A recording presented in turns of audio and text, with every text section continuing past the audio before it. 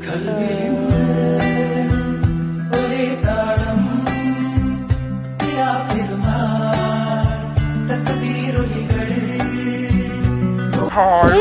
എല്ലാവർക്കും എൻ്റെ ഈദ് മുബാറക്. അപ്പോൾ നിങ്ങളെല്ലാവരും ഈ വീഡിയോ കാണുന്നത് പെരുന്നാളിൻ്റെ ഒന്നും ആയിരിക്കില്ല, പിറ്റേ ദിവസമായിരിക്കും. അപ്പോൾ നമ്മൾ ഒരു പെരുന്നാൾ തലേന്നത്തെ വീഡിയോ ആണ് കേട്ടോ ഇന്ന് കാണിക്കുന്നത്. അപ്പോൾ തലേ ദിവസം ഒരു ഉച്ചയ്ക്ക് ആയി കഴിഞ്ഞപ്പോൾ നമ്മൾ ഡ്രസ്സിൻ്റെ കൂടെ പെയർ ചെയ്യാൻ പറ്റിയ കുറച്ച് കമ്മലും വളയും ഒക്കെ മേടിക്കാനായിട്ട് ഇറങ്ങിയിട്ടുണ്ടായിരുന്നു. അപ്പോഴാണ് കേട്ടോ കേസ് ഈ വള കണ്ടത്. അപ്പോൾ ഭയങ്കര നൊസ്റ്റു അടിച്ചു ഇത് കണ്ടു കഴിഞ്ഞപ്പോൾ. പിന്നെ നമ്മൾ കുറച്ച് ലിപ്സ്റ്റിക്സ് ഒക്കെ ഷെയ്ഡ് നോക്കി എടുത്തിട്ടുണ്ടായിരുന്നു. അത് കഴിഞ്ഞ് നമ്മൾ ഒരു കടയിൽ വന്നിട്ടുണ്ടായി കമ്മൽ മേടിക്കാനായിട്ട്. ഇവിടെ കുറേ കളക്ഷൻ ഉണ്ട്, അതുപോലെ തന്നെ ഭയങ്കര റേറ്റ് കുറവുള്ളതുപോലെ തോന്നി മറ്റു കടയിൽ നിന്നൊക്കെ. പിന്നെ നമ്മൾ പുതിയ വാച്ച് എടുത്തതൊന്ന് കട്ട് ചെയ്യിക്കാനുണ്ടായി. പെരുന്നാൾ തലേന്ന് ആയതുകൊണ്ട് എൻ്റെ വാച്ചിൻ്റെ കടയിൽ വരെ ഭയങ്കര തിരക്കായിരുന്നു കേട്ടോ. പക്ഷെ നമ്മൾ ഈ വീഡിയോ എടുക്കുന്ന സമയത്തും ഈ പോയേക്കുന്ന സമയത്തൊന്നും പെരുന്നാളാണോ ഇല്ലയോന്നൊന്നും അറിയില്ല. പക്ഷെ ഗൾഫിൽ ഇന്നാണല്ലോ പെരുന്നാൾ. അപ്പോൾ നാളെ എന്നുള്ളൊരു ഇതിലാണ് ഇന്ന് പിന്നെ വേഗം തന്നെ ഇറങ്ങിയത് സാധനങ്ങളൊക്കെ മേടിക്കാൻ വേണ്ടി. പിന്നെ തിരിച്ച് നമ്മൾ വെയിലൊക്കെ കൊണ്ട് ആകെ അവശതയായിട്ടാണ് വീട്ടിലെത്തിയത്. എങ്ങനെയെങ്കിലും വീടെത്തിയാൽ മതി എന്നുള്ളൊരവസ്ഥയായിരുന്നു.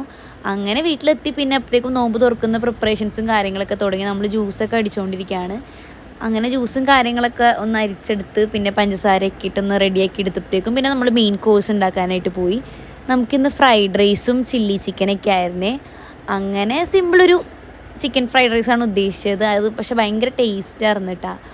നമ്മളുള്ള ഐറ്റംസൊക്കെ വെച്ച് വേഗം ഒന്ന് തട്ടിക്കൂട്ടി ഉണ്ടാക്കിയതായിരുന്നെങ്കിലും ഭയങ്കര ടേസ്റ്റായിരുന്നു. അതിൻ്റെ റെസിപ്പി വീഡിയോ ഇടാം.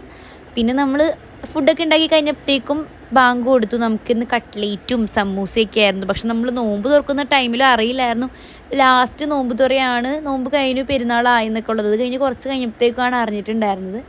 അങ്ങനെ ഫ്രൂട്ട്സൊക്കെ ഉണ്ടായിരുന്നു, തണ്ണിമത്തനൊക്കെ ഉണ്ടായിരുന്നു. അങ്ങനെ അതൊക്കെ കഴിച്ച് പിന്നെ നിസ്കാരവും കാര്യങ്ങളൊക്കെ കഴിഞ്ഞ് വന്നപ്പോഴത്തേക്കും നമ്മൾ ഫുഡ് കഴിച്ചു.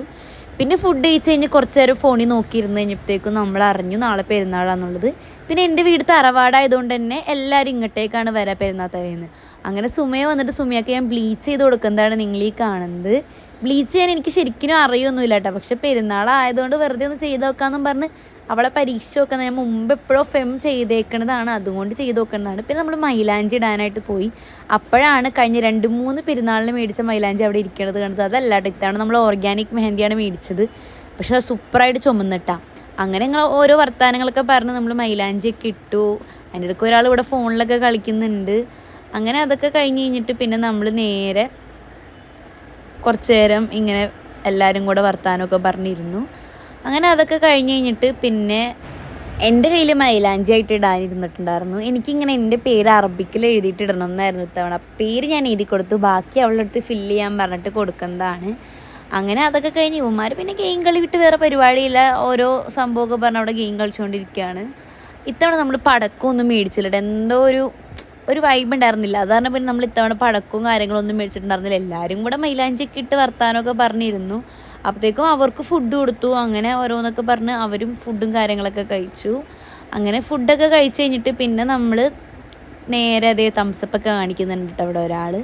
അപ്പോഴത്തേക്കും ഫുഡൊക്കെ കഴിച്ച് കഴിഞ്ഞപ്പോഴത്തേക്കും എല്ലാവരും ഇറങ്ങി. എല്ലാം കഴിഞ്ഞപ്പോഴത്തേക്കും ഒരു 11 മണി 10:30 ആയിട്ടുണ്ടായിരുന്നു. ഇവിടെ ഒരാൾ മൈലാഞ്ചിയൊക്കെ ഇട്ട് സന്തോഷത്തിൽ ഡാൻസൊക്കെ കളിക്കുന്നുണ്ട്. അങ്ങനെ അതൊക്കെ കഴിഞ്ഞിട്ട് അവർ പോയി കഴിഞ്ഞിട്ട് പിന്നെ എൻ്റെ മെയിൻ പരിപാടിയിലേക്ക് കടന്നു. പെരുന്നാളിന് എത്ര മുമ്പ് ഡ്രസ്സ് എടുത്താലും തലേ ദിവസമാണ് അതിൻ്റെ ഷേപ്പ് ചെയ്യലും പരിപാടികളൊക്കെ. അപ്പം അത്രയൊക്കെ തന്നെയുള്ളൂ. ബാക്കി ഈദ് വ്ളോഗൊക്കെ ആയിട്ട് വരാം. ബൈ.